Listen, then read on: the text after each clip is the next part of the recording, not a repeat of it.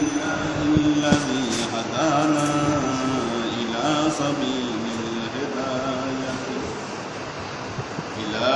سبيل الهداية والعرفان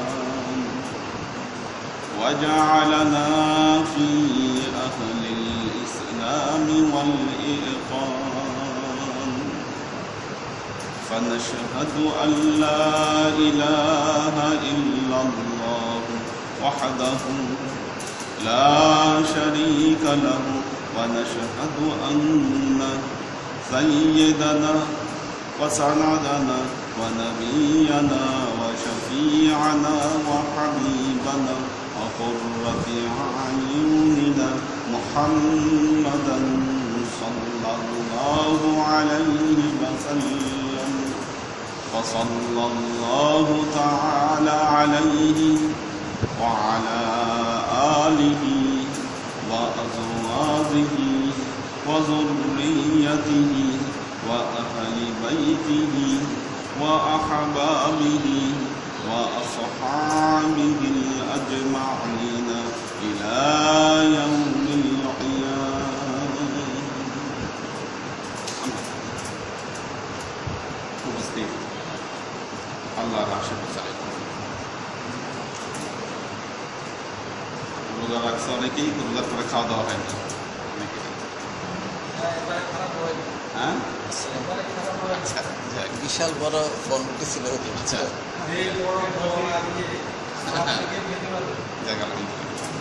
তাহলে নিশ্চিন্তে ক্লাস করা যায়। প্রথমে একটা প্রশ্ন দিয়ে শুরু করি। হুজুর আসসালামু আলাইকুম। প্রশ্নটা হলো, বাংলাদেশ, পাকিস্তান, ইন্ডিয়া ছাড়া অন্য কোনো দেশে পীর মুর্শিদ ধরা পরিচালিত নাই কেন? প্রথম বিষয়টা হলো, পরিচালিত নাই এই কথাটা বলেছে কে? নাম্বার 1, কয়টা দেশের রেফারেন্স দিয়ে আপনি বলতেছেন যে পরিচালিত নাই, আর কয়টা দেশের আসলে ধর্মীয় অবস্থা আপনি দেখেছেন? এটা হচ্ছে বিষয়। পীর নামক টার্মটা শুধু আমাদের এই সাবকন্টিনেন্টেই পরিচিত, 3 দেশেই পরিচিত। আর কারণ পীর শব্দের অর্থটাই হচ্ছে বৃদ্ধ মুরব্বী। পীর শব্দের মানেই হচ্ছে মুরব্বী।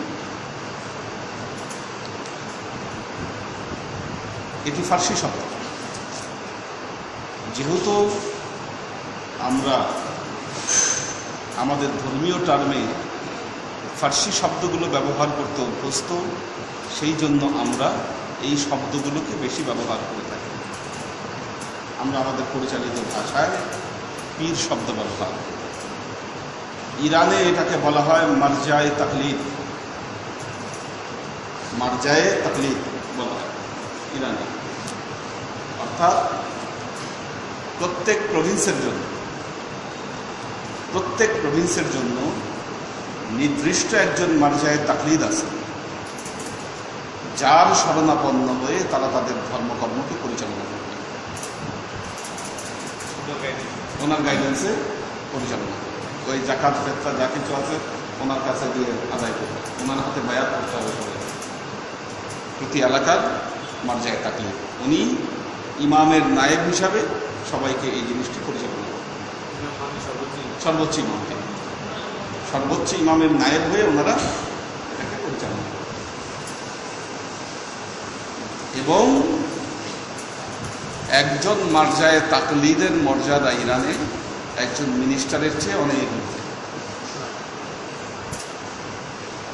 মিনিস্টারের চেয়ে অনেক বড় প্রোটোকল তারা পেয়ে থাকে। আপনি একজন মিনিস্টারের সাথে নর্মালি দেখা করতে পারবেন, কিন্তু একজন মারজায়ে তাকলিদের সাথে আপনি নর্মালি দেখা করতে পারবেন না।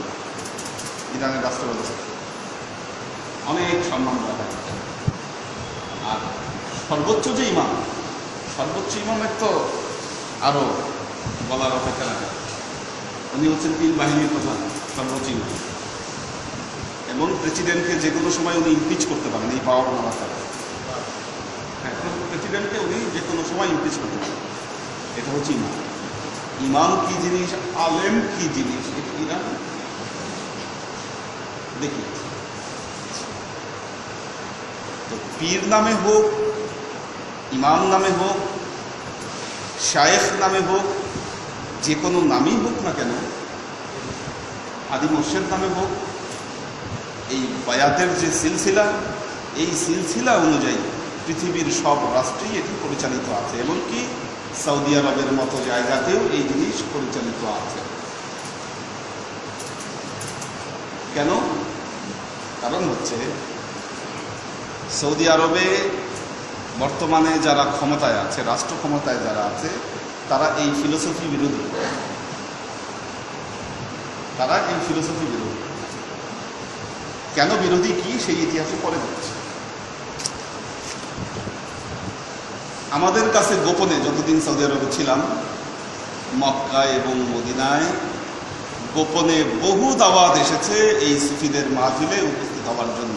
সেখানে গোপনে মাহফিল আছে এবং প্রায় 30% লোক এটাকে তারা ফলো করে। আপনারা দেখবেন যে যখন আপনারা জান্নাতুল বাকি যখন জিয়ারত করেছেন, এক শ্রেণীর লোক আছে মাথায় পাগড়ি টাগড়ি লাগে সৌদি আরব, ওখানে ঘুরে বেড়ায়, তারা জিয়ারত করে, ঘুরে বেড়ায় জিয়ারত করে, এরা হচ্ছে সুফি। কিন্তু গভর্নমেন্ট এদেরকে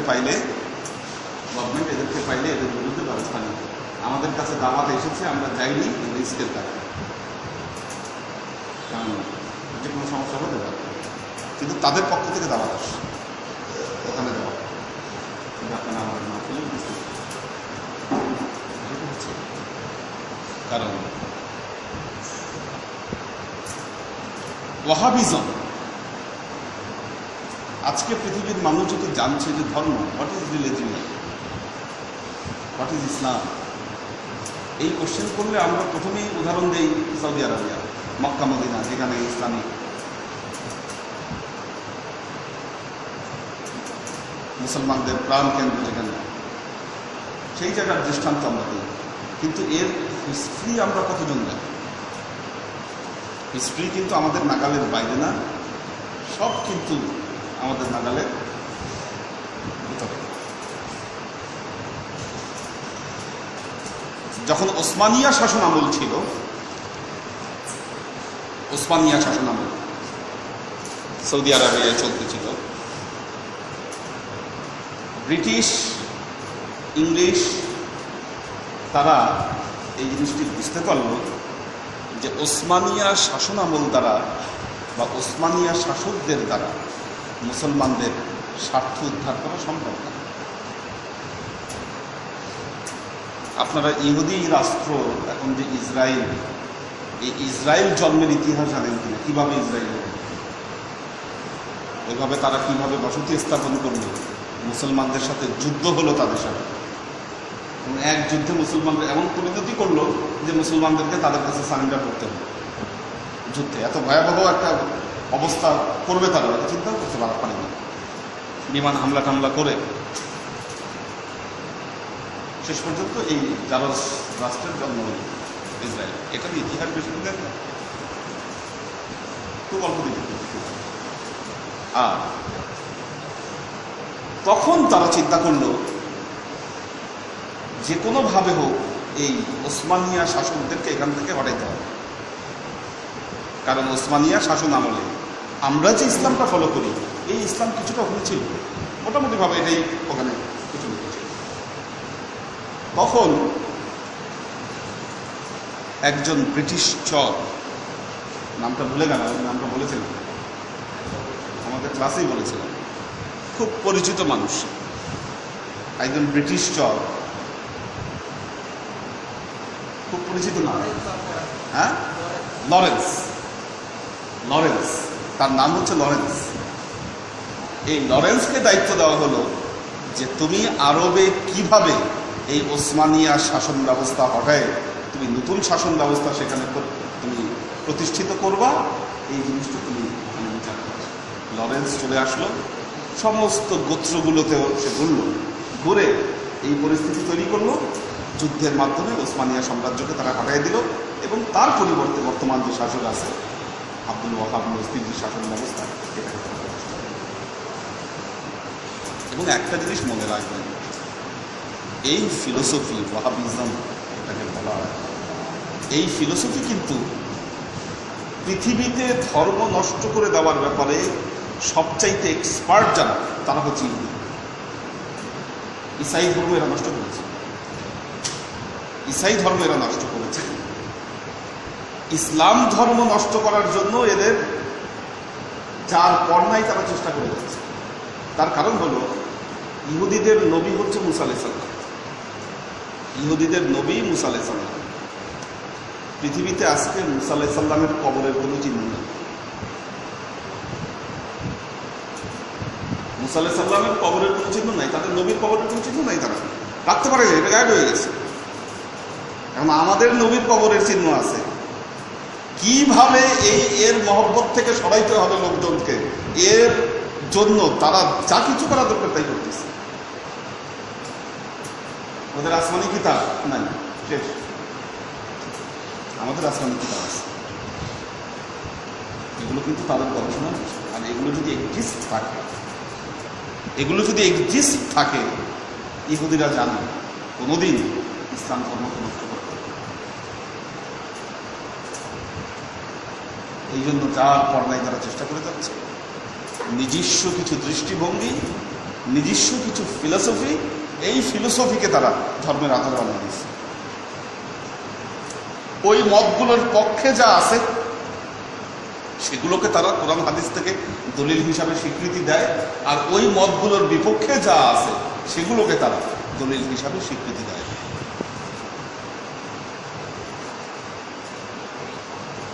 এই যে তাবলীগ জামাতের উত্থান, তাবলীগ জামাতের উত্থান হয়েছে এদের মধ্যে কেন? আমাদের মসজিদগুলোর পবিত্রতা নষ্ট করে দেওয়ার একটা বুদ্ধি। পৃথিবীতে এমন কোনো ধর্ম দেখবেন না যেই ধর্মের ধর্মীয় উপাসনালয়ের পরিবেশ আমরা আমাদের মসজিদগুলোর পরিবেশ যেরকম করে রাখি, পৃথিবীতে আপনি কোনো ধর্ম পাবেন না যে তারা তাদের ধর্মীয় উপাসনালয়ের এই পরিবেশ করে রাখছে। আপনি যদি মসজিদের মধ্যে বোসকা বাসকি নিয়ে, মসজিদের মধ্যে আপনি বোসকা বাসকি নিয়ে আপনি শুয়ে আছেন, মসজিদের মধ্যে আপনি কাপড় নেড়ে দিয়েছেন, আপনার ঘামের গন্ধওয়ালা কাপড়, আপনি ঘর সংসার বাদ দিয়ে মসজিদের মধ্যে অবস্থান করতেছেন, পুরুষ মানুষ যদি হয় অবশ্যই আপনার স্বপ্ন দোষ হবে। এতে কোনো মিস নাই। যদি 3 মাস আপনি মসজিদে থাকেন, মসজিদের পবিত্রতা নষ্ট হবে। মসজিদের ভেতরে বসে আপনি পেঁয়াজ রসুন কাটতেছেন, অথচ আল্লাহ রাসূল বলেছেন মান আকালা হাযা রাসূল ফালা তাকরিবান্না মুসাল্লানা, যারা এই পেঁয়াজ রসুন খায় তারা যেন আমার মসজিদের ধারের কাছে না আসে খাবার পর। এটা গন্ধে ফেরেশতারা আসতে পারে না। আমাদের মসজিদ নষ্ট করে দেওয়ার খুব সূক্ষ্ম প্ল্যান, এগুলো চিন্তা করতে হবে আমাদের। তো এই যে একটা কথা আমরা বলি যে পীর তো আর কোনো দেশে নেই, কয়টা দেশ আপনি বুঝছেন? কয়টা দেশ আপনি বুঝছেন? পীর নামে নাই, কিন্তু অন্য ফর্মে আছে, এবং আমাদেরকে ফর্মটাকে মানতে হবে। এখন পীর যদি বলে, ধরেন নাম পীর, তাহলে কি এটা সংজ্ঞাটা কি? সংজ্ঞা হচ্ছে যিনি ধর্মের ব্যাপারে বিজ্ঞ এবং মানুষকে আল্লাহর পথে পরিচালিত যিনি করবেন, তিনি হচ্ছেন পীর। এখন যদি কোনো পীর হয় যিনি ল্যাংটা পীর, পীর হয়েছে ল্যাংটা পীর, এটা তো আমাদের ইসলামিক পীর বা শায়েখ বা মুর্শিদ যেটা বলেন এই ফর্মে কিন্তু করতেছে না। ল্যাংটা পীর আমাদের ফর্মে পড়া, কারণ যার শরীয়ত না সে মানুষকে কি পরিচালনা। হাঁটা পীর, হাঁটা পীর খালি হাঁটে আর হাঁটে, নামাজ নাই, দোকান নেই, কিছু নেই, হাঁটে আর হাঁটে। আপনি মনে করছেন সর্বনাশ, কি না জানি আছে। যারা পিছনে হাঁটতেছে তারা তো আল্লাহ দরকার নেই, কিছু একটা দরকার, কিছু আছে এটার মধ্যে। আপনি যদি আল্লাহর সন্ধানী হন, সেটাকে টার্গেট করে আপনি মুর্শিদ বলেন, ইমাম বলেন, যাই বলেন, রাসূল পাক সাল্লাল্লাহু আলাইহি ওয়াসাল্লাম যে ইমামতের কনসেপ্ট দিয়েছেন, আমরা কিন্তু সেই ইমামতকে আজকে ধরে রাখতে পারিনি। আজকে আমরা ইমামত বলতে যে ইমাম বুঝাই, মুহাম্মদ রাসূলুল্লাহ সাল্লাল্লাহু আলাইহি ওয়াসাল্লাম ইমাম অর্থে এই ইমামকে বলেন না। আপনি পীরকে ইমামও বলতে পারেন। ইমাম যিনি, তিনি লোকদেরকে নেতৃত্ব দিবেন। আজকে যে মসজিদের ইমাম, বেচারা বহু অসহায় ব্যক্তি, চাকরিজীবী একজন ইমাম, মুক্তাদির কথায় তাকে উঠতে হয়, বসতে হয়, তার নিজের ডিসিশন দেওয়ার কোনো ক্ষমতা নেই। একটু 19 থেকে 20 হলে তার চাকরি না। এই ইমামের কনসেপ্ট মুহাম্মদ রাসূলুল্লাহ সাল্লাল্লাহু আলাইহি ওয়াসাল্লাম দেন। আপনি এখানে পীর বলতে যা বুঝছেন, যদি ইমাম ইমামের মতো হয়, আমরা বলি ইমাম আবু হানিফা রাহমাতুল্লাহ আলাইহি, ইমাম আবু হানিফা রাহমাতুল্লাহ আলাইহি পীর, উনি পীর ছিলেন, ইমাম আবু হানিফা রাহমাতুল্লাহ আলাইহি, ইমাম শাফিঈ রাহমাতুল্লাহ আলাইহি, ইমাম মালিক রাহমাতুল্লাহ আলাইহি, লক্ষ লক্ষ হাজার হাজার অনুসারী ওনাদের। তাহলে আপনি ইমাম বুঝতেছেন, পীর বুঝেন না কেন? পৃথিবীর কোনো দেশে পীর নাই, আপনি কেমন বলেন? ওনারা কি ছিলেন? তারা ইমাম বুখারী রহমতুল্লাহ আলাইহি, ইমাম বুখারী যিনি বুখারী শরীফ যিনি সংকলন করেছেন, ওনার হাজার হাজার অনুসারী ছিল। ইমাম বুখারীর নিজস্ব একটি দৃষ্টিভঙ্গি আছে। আপনি বুখারী শরীফ পড়ে দেখেন, বুখারী শরীফের যে হাদিসগুলো আছে, প্রত্যেকটা হাদিসের শেষে উনি ওনার নিজের দৃষ্টিভঙ্গি উনি ব্যক্ত করেছেন। ওই হাদিস অনুসারে তার নিজের একটা ভিউ তিনি দিয়েছেন। যদিও পরবর্তী ইমাম যারা আছে, অনুসারীর দিক থেকে হয়তো ওনার অনুসারী এত ব্যাপক প্রসার হয়নি, নাহলে কিন্তু বুখারী একটা মাযহাব হয়ে যেত, প্রসার পেয়ে যেত। প্রত্যেকটা জিনিসের ব্যাপারে ওনার নিজস্ব কনসেপ্ট আছে। ইমাম গাজ্জালি কি? ইমাম গাজ্জালির ফিলোসফি নিয়ে মুসলিম দুনিয়ায় তোলপাড় হয় নাই। ইমাম গাজ্জালি সে কিন্তু আত্মগোপন করেছেন, আত্মগোপন করে উনি বিভিন্ন জায়গায় ঘুরে বেড়াচ্ছে, দেখতেছে মসজিদে ওনার ফিলোসফি নিয়ে আলোচনা করতেছে মানুষ। উনি মসজিদে উপস্থিত, ইমাম ওনার ফিলোসফি নিয়ে আলোচনা করতেছেন। আমরা তখন ইমাম বলতাম, আজকে আমরা কি বলতাম? শুধু শব্দের পার্থক্য, আর কিছু না। কাজে ইমাম হিসাবে ওনাদেরকে স্বীকৃতি দিচ্ছি। যখনই পীর বলতে যাচ্ছি, তখন আর এটা বুঝতেছি না এটা কি। এরকম লক্ষ লক্ষ ইমামের কথা পৃথিবীতে বলা যাবে, যাদের কাজকর্ম এখনো। হ্যাঁ, পৃথিবীতে দার্শনিকভাবে শাসক গোষ্ঠী এবং ধার্মিক গোষ্ঠীর সাথে একটা বিভেদ লেগেই ছিল শুরু থেকে।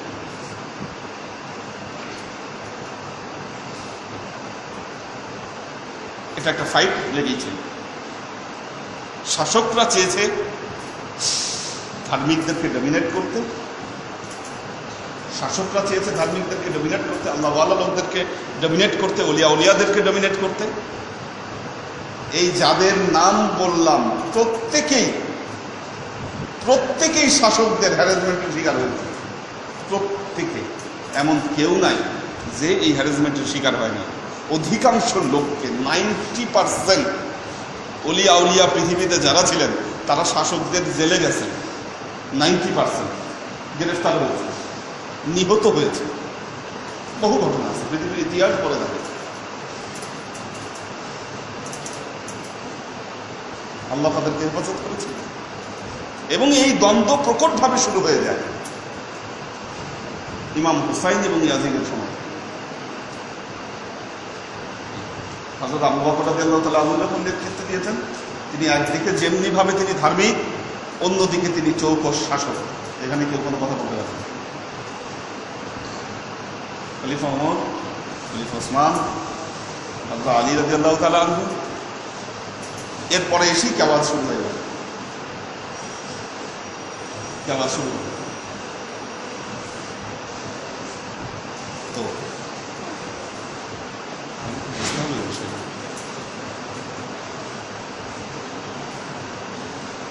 মুক্তি হচ্ছে কোরআন এবং হাদিস। আপনি কোরআনের দিকে ফিরে আসুন,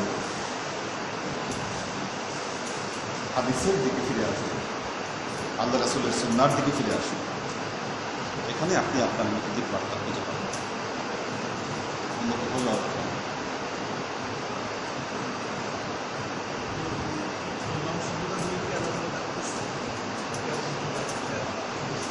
ইয়াওমা নাদউ কুল্লু উনাসিন বিইমামিহিম। কোরআন ইমাম শব্দটি ব্যবহার করা হয়েছে। আমি প্রত্যেক ব্যক্তিকে কাল কিয়ামতের ময়দানে তার ইমামের মাধ্যমে ডাকি। সূরার নাম্বারটা আমার ভুলে গেছি। বনী ইসরাঈল, সূরা বনী ইসরাঈল। ইয়াওমা নাদউ কুল্লু উনাসিন বিইমামিহিম। আমি প্রত্যেক মানুষকে কাল কিয়ামতের ময়দানে আমি তার ইমামের মাধ্যমে ডাকি। সূরা বনী ইসরাঈল। যার ইমাম নাই সে কি করবে?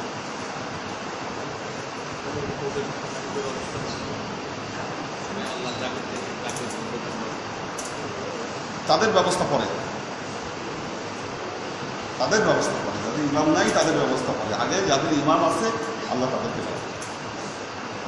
ইয়াওমা নাদউ কুল্লু উনাসিন বিইমামিহিম। কারণ একটা সিম্পল ব্যাপার, আপনি একটা কাজ করেছেন, আপনি একভাবে আপনার জীবন চালিয়েছেন, অথচ আপনি দিনের ব্যাপারে বিজ্ঞ না। আপনি আপনার দিনকে পরিচালনা করেছেন। এটা আপনি কোথায় পেলেন? কোন অথরিটি থেকে? ওই যে জালাল ভাই পিএফআই বানাবে, সরকার অনুমোদন দেবে না যতক্ষণ না পর্যন্ত একজন ইঞ্জিনিয়ারের থাকবে না। হ্যাঁ, একজন ইঞ্জিনিয়ার যতক্ষণ পর্যন্ত না বলবে এটা ঠিক আছে, ততক্ষণ পর্যন্ত যতই ভালো হোক লাভ হবে না। গভর্নমেন্ট সার্টিফিকেট দিবে না তাকে। বিষয় হচ্ছে আপনি ইসলাম পালন করছেন, যদি দিনের ব্যাপারে আপনি বিজ্ঞ না হন, আপনার বুঝ ঠিক কি ব্যাঠিক, এটাকে সার্টিফাই কে করবে? এটাকে সার্টিফাই করার জন্য একজন প্রয়োজন, যিনি সার্টিফাই করবেন আপনাকে।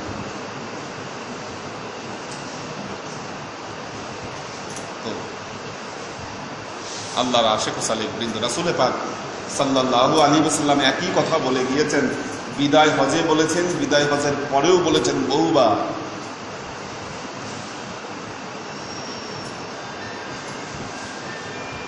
বিদায় হজের ভাষণগুলো পড়ে দেখেন যে যদি তিনজনও পথ চলো, একজনকে ইমাম নির্ধারণ করে চলো। একজন যদি হাবশি গোলামকেও তোমাদের ইমাম নির্ধারণ করা হয়, তার কথা তোমরা মেনে চলতে হবে। ভুলে গেছি কথা।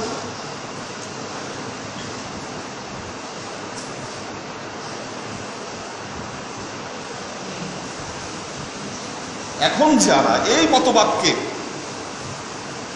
প্রতিষ্ঠা করার চেষ্টা করছে, লালন করার চেষ্টা করছে, ধরেন সৌদি বাদশাহ, যিনি ট্রাম্পকে ডেকে এনে সর্বোচ্চ রাষ্ট্রীয় পুরস্কার দিচ্ছে। আসলে কি মনে হয় আপনারা কি এটা বিশ্বাস করেন যে Trump the year of Islam? কি হচ্ছে এগুলো? আর ধর্মীয় স্পেক্ট থেকে, ধর্মীয় দৃষ্টিকোণ থেকে এদেরকে কি মার্জায়ে তাকলিদ হিসাবে মানা সম্ভব? তাহলে কি উপায়টা হবে আপনি বলেন? কিন্তু তারা এই জায়গাটাকেই দখল করতে যাচ্ছে, এবং সেই জন্য ওর বাহিরে কোনো ইমাম কোনো কিছু সব কিছুকে ম্যানেজ করে দিচ্ছে। এই দর্শন, এই ফিলোসফির সময় শেষ হয়ে আসছে। 1 শতক যেহেতু চলে গেছে, কাজে এটা শেষ পর্যায়ে চলে আসছে।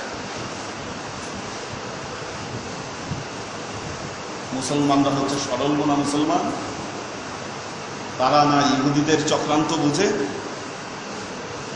ইসলামের শুরু থেকেই ইহুদিরা ইসলাম ধর্মের সর্বনাশ করার জন্য ইসলাম ধর্মের সাথে মিশে, এই যে খলিফা আল বাগদাদি আইএসের প্রধান, ইহুদি, সেই ইহুদি বংশভূত, ইহুদি পরিবারে তার জন্ম। খলিফা আল বাগদাদি ইহুদি পরিবারে জন্ম, এবং আইএস তৈরি হওয়ার আগে যে ওবামার সাথে বসে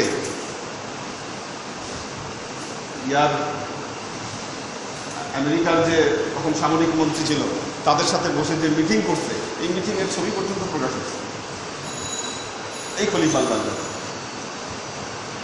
পরে মাথায় বিশাল দাড়ি লাগে, মাথায় পাগড়ি লাগে, সে এখন মুসলিম জাহানের খলিফা দাবি করছে। আর এর পিছে দৌড়াইছে হাজার হাজার মানুষ, সরল মানুষ।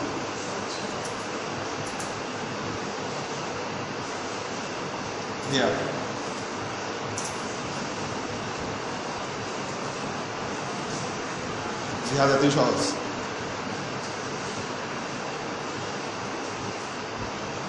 ইসলাম ধর্মের সবকিছু মুহাম্মদ রাসূলুল্লাহ সাল্লাল্লাহু আলাইহি ওয়াসাল্লামের নীতি আদর্শ অনুযায়ী করতে হলে জিহাদও আপনাকে ওই অনুযায়ী করতে হবে। আল্লাহ রাসূল কিন্তু রাজ্য দখলের জন্য কোথাও জিহাদ করেন না, মনে রাখবেন। শাসন ক্ষমতা নেওয়ার জন্য জিহাদ করেন না, অন্যায়ের বিরুদ্ধে প্রতিবাদ করার জন্য তিনি জিহাদ করেছেন। সব জায়গায় আপনি প্রেক্ষাপটকে যাচাই করেন। বদরে, ওহুদে, খন্দকে ইসলামকে শেষ করে দেওয়ার জন্য তারা আসেন, আল্লাহ রাসূল তার জবাব দিয়েছে। আল্লাহ রাসূল তার জবাব দিয়েছে। তো আমাদেরকে বুঝতে হবে এই জিনিসগুলো।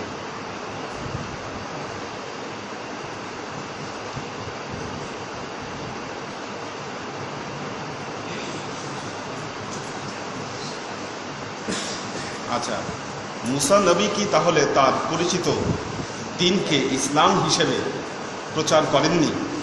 তাহলে তার অনুসারীরা ইসলামকে মানে না কেন? নট অনলি মুসা, শুরু থেকে শেষ পর্যন্ত 1,24,000 পয়গম্বর, 1,24,000 পয়গম্বর তার প্রচারিত ধর্মকে ইসলামই বলেছেন। একত্ববাদের দর্শনই আল্লাহ শিখিয়েছে। প্রত্যেক নবী একত্ববাদের দর্শন শিখিয়েছে। আমরা যাদের নাম জানি কি না জানি, আমরা বলি পয়গম্বরের সংখ্যা 1,24,000, 1,24,000 আমরা বলি, কিন্তু 1,24,000-এর নাম আমরা বলতে পারি না। কোরআনে আছে মাত্র 25 জনের নাম। এই 25 জন সহ এই 1,24,000 পয়গম্বর একত্ববাদের শিক্ষাই দিয়েছেন। তারা যে শিক্ষা দিয়েছেন তার সাথে ইসলামের কোনো ডিফারেন্ট নেই। এটি কোরআনে আল্লাহ কয়েকবার বলেছেন, কোনো পার্থক্য নেই। যখনই নবী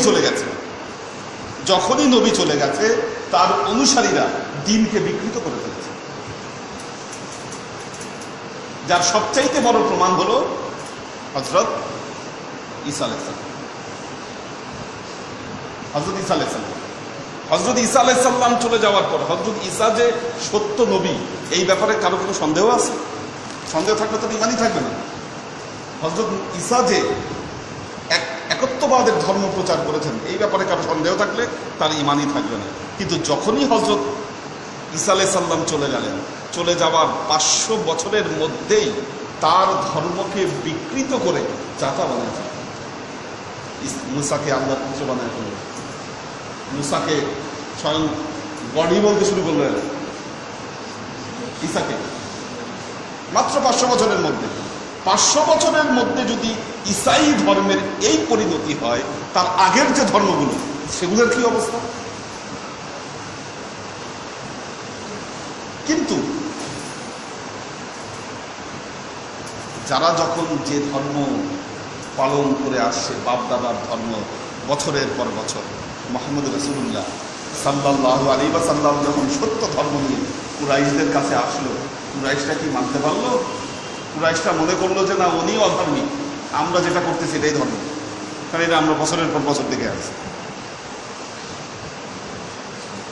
কাজী মুসার অনুসারীদের কাছে যদি প্রকৃত তাওরাত থাকতো আজকে, মুসার অনুসারীদের হাতে যদি তাওরাত থাকতো, তাওরাত থাকলে তারা কিন্তু তাওরাতই অনুসরণ করত, তাওরাত পরে বুঝতো যে না মুহাম্মদ রাসূলুল্লাহ সাল্লাল্লাহু আলাইহি ওয়াসাল্লাম উনি সত্য কথা বলছে, তাওরাতের সাথে কোরআনকে কম্পেয়ার করতে পারত। এখন তো সেই কম্পেয়ারের কোনো উপায় নাই, তাওরাত নাই, শেষ, নষ্ট করে ফেলছে। ইনজিল যদি শেষ হয়ে যায়, তাওরাত তো তারও বহু আগে। এই জন্য ধর্ম যত পুরনো হয়েছে, আজগুবি কথাবার্তা, আজগুবি কনসেপ্ট এটার মধ্যে তত যুক্ত হয়ে আসল ধর্ম নষ্ট হয়ে গেছে।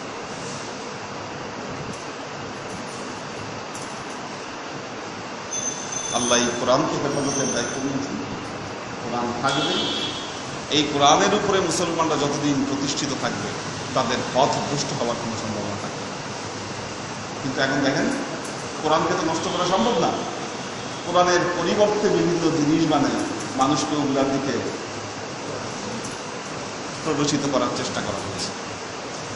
না, কোরআন দরকার নেই, কোরআনের চেয়ে এটা বড়, এটার চেয়ে ওইটা বড়। আল্লাহ আমাদেরকে এগুলো ফিতনা থেকে বাঁচার তৌফিক দান করুন। বারাকাল্লাহু লানা ওয়া লাকুম ফিল কুরআনিল আযীম ওয়া নাফা'ানা ওয়া ইয়্যাকুম লা আয়াতি ওয়া যিকরিল হাকীম ইন্নাহু তাআলা জাওয়াবুল কারীম।